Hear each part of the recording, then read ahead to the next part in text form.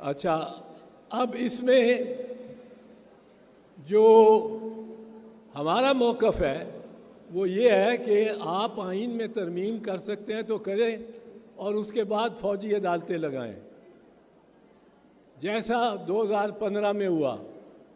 उसके बगैर फ़ौजी अदालतें सिविलियंस को ट्राई नहीं कर सकती।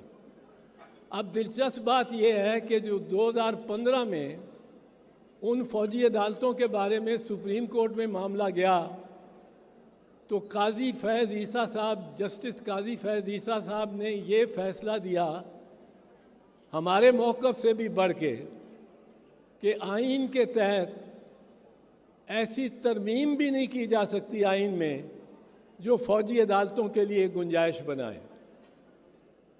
आइन की तरमीम कर देने के बाद भी फ़ौजी अदालतें आइनी एतबार से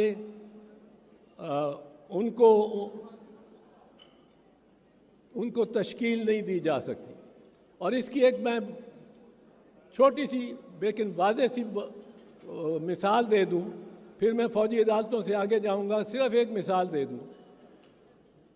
अदालत के लिए हमारे 20 सुप्रीम कोर्ट के फ़ैसले हैं। सबसे ज़रूरी जो अहम अंसर अदालत में होना चाहिए वो ये है कि अदालत आज़ाद हो।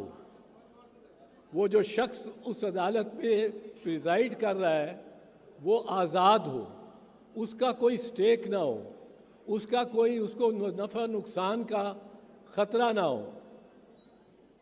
अब उसको कोई ट्रांसफ़र ना कर सकता हो, कोई तादीबी कार्रवाई उसके ख़िलाफ़ ना कर सकता हो मासिवाए हाई कोर्ट के, वो हाई कोर्ट के मातहत हो। अब अगर फ़ौजी अदालत में आप देखेंगे तो कर्नल साहब बैठे होंगे। कर्नल साहब को जो हुक्म आएगा ऊपर से उनका तो तरबियत ही ऐसी है कि उन्होंने उस हुक्म को मानना है। उनकी तो तरबियत ही ऐसी है, सो वो इंडिपेंडेंट हो ही नहीं सकते। By definition therefore A military court is not a court because the officer in the court